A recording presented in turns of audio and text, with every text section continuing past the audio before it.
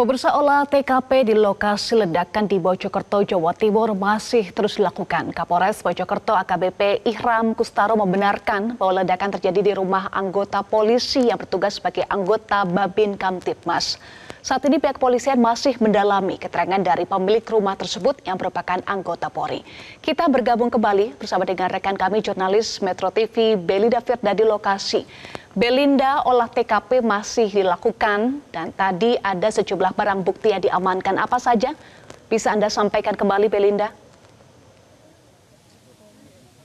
Eva dan pemirsa, benar sekali untuk saat ini proses olah TKP masih dilakukan di tempat kejadian perkara terjadinya ledakan di rumah anggota kepolisian yang bertugas di Mojokerto, dan saat ini masih terus dilakukan proses olah TKP oleh tim gabungan dengan ada pembatasan area, warga tidak diizinkan masuk di polis line yang saat ini dijaga ketat oleh tim kepolisian. Memang sampai saat ini kami masih belum mendapatkan keterangan pasti ya apa saja barang bukti yang sudah diamankan berdasarkan hasil olah TKP. Namun tadi keterangan dari BPBD atau juga dari warga menyebutkan bahwa beberapa barang bukti yang diamankan ada LPG, kemudian juga ada sejumlah barang elektronik dan barang-barang lain. Ini keterangan dari Kapolres Mojokerto. Kita akan coba menggali informasi dari warga, Eva dan juga pemirsa, yang jaraknya tidak jauh dari lokasi kejadian. Sebenarnya seperti apa ketika terjadi ledakan? Permisi, ya. Bu Andre. Ya. Bu Andre, tadi ketika terdengar ledakan itu seperti apa, Bu? Apakah Ibu ada di rumah? Waktu itu kebetulan hari tanggal 15 nanti kan kita ada acara ulang tahun PPAL. Nah, kita mau latihan untuk acara itu kan. Nah, setelah kita kumpul itu ternyata nggak lama, kurang lebih 2 menit itulah terdengar ledakan, Pak. Ledakan tuh aduh kenceng banget. Lah, kita kan juga kaget ya, ledakan apa sekenceng itu. Langsung kita keluar dari rumah, lihat itu langsung kita menuju ke masjid. Nah, di masjid juga enggak ada apa-apa. Terus saya lorong kebetulan belakangnya ini kan, lorongnya sini dekat rumahnya yang terjadi ledakan. Saya lihat lorong saya aman. Lah ternyata saya lihat ini di pohon apa ini? Bambu. Kepulan asap itu dari situ. Pertama hitam, terus yang kedua itu putih. Terus saya ya sama teman-teman, rumahnya polisi gitu, yang ada ledakannya gitu. Iya, Bu Andri, berarti ketika Bu Andri ada beraktivitas dengan masyarakat, dengan warga sekitar ya, ini jaraknya berapa jauh Bu dari lokasi? Berapa meter Bu? Iku deket loh, berapa Dek? Masjid itu loh Mbak, yang tadi. 1 meter? Ya, 1 meteran. 1 kilometer? 1 kilometer ya. Nah, ini memang tadi sebagian warga menyebutkan ada bau yang menyengat. Apakah Ibu juga mencium bau itu? Kayaknya iya. Waktu itu saya kan nggak berani deket. Saya masih di masjid, tapi baunya tuh kayaknya nyampe situ. Tapi teman-teman saya yang deket tuh saya nggak berani. Terus banol, yang lainnya deket saya nggak berani. Ternyata setelah jangka berapa menit gitu, anak saya itu teriak-teriak, "Mama, lihat rumahnya." Ternyata plafon saya juga imbasnya jatuh kena ledakan itu, Mbak. Akhirnya saya pulang. Lah nggak selang lama itu ternyata tangga saya juga yang dereknya dekatnya ini kena semua. Ada 6 rumah kalau nggak salah. Oke. Ya. Ini beda wilayah, beda kecamatan atau seperti apa, Bu? Sepertinya ada batas gini. Kan kita kebetulan di Perum Lawang Asri, ya desanya Desa Sumolawang. Lah kalau di yang kejadian ini di desanya, ikut desanya Sumolawang gitu.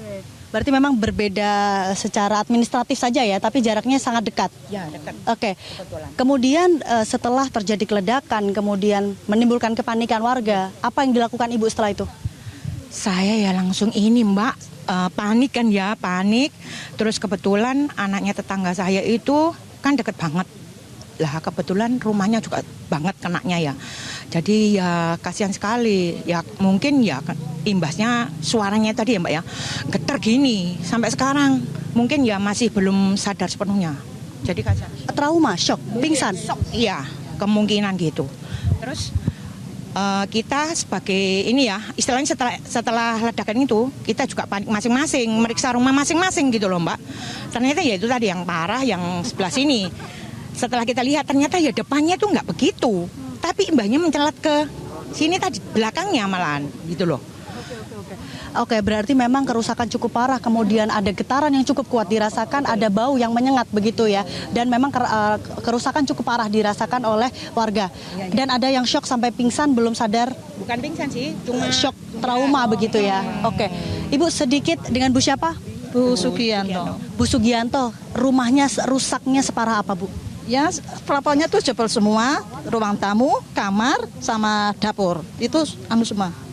Ibu, rumahnya dekat dengan lokasi kejadian, berapa jaraknya? Ya, sekat sini loh, belakang ini loh, Pak, Mbak. Yang kita di atas tadi.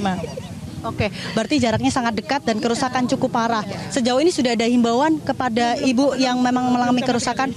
Belum ada. Belum ada. Iya. Belum ada pendataan juga ya, Bu? Belum. Kira-kira satu deret rumah ibu, ada berapa rumah yang rusak, kondisinya seperti apa? 5, masalah ya. 5 sejauh ini ya, Bu, ya. Oke, terima kasih Ibu keterangannya, Bu Andri, Bu Sugiyanto, dan pemirsa, kita juga sudah mendengar bagaimana keterangan dari warga sekitar yang juga ternyata terdampak kerusakan dan belum terdata oleh pihak BPBD. Eva dan juga pemirsa, saya gambarkan kondisi saat ini yang ada di tempat kejadian perkara. Ada tim gegana yang baru saja tiba. Mereka sedang melakukan olah TKP dan langsung menelusuri area rumah. Ini adalah tim gegana yang baru saja tiba.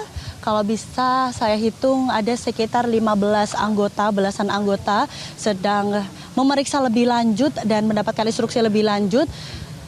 Dan kita bisa lihat memang di situ masih ada aktivitas warga ya. Sebagian warga memang diarahkan oleh tim kepolisian untuk bergeser menjauh dari area lokasi untuk memudahkan proses olah TKP yang dilakukan oleh tim gegana.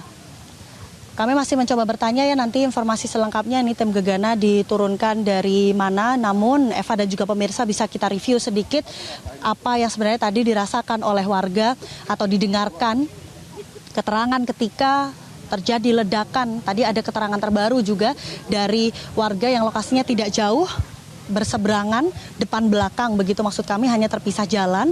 Ini adalah wilayah yang berbeda secara administratif, namun jaraknya sangat dekat dengan lokasi kejadian. Sempat mendengarkan ledakan yang cukup keras dan getarannya cukup kuat. Itu keterangan yang kami dapatkan. Dan ada kepulan asap warna putih cukup tebal, tadi keterangan dari warga, baunya juga cukup menyengat, namun hanya ada sebagian warga saja yang berani mendekat, lainnya hanya ada di jarak lumayan jauh dari lokasi kejadian. Dan tidak hanya itu, ternyata keterangan dari warga ini adalah juga orang-orang yang rumahnya mengalami kerusakan, atapnya roboh, rusak cukup parah. Namun sampai saat ini masih belum dilakukan pendataan oleh BPBD. Diharapkan nanti segera diketahui pasti, Eva dan juga pemirsa, sebenarnya ada berapa jumlah rumah warga yang terdampak dari ledakan yang cukup kuat.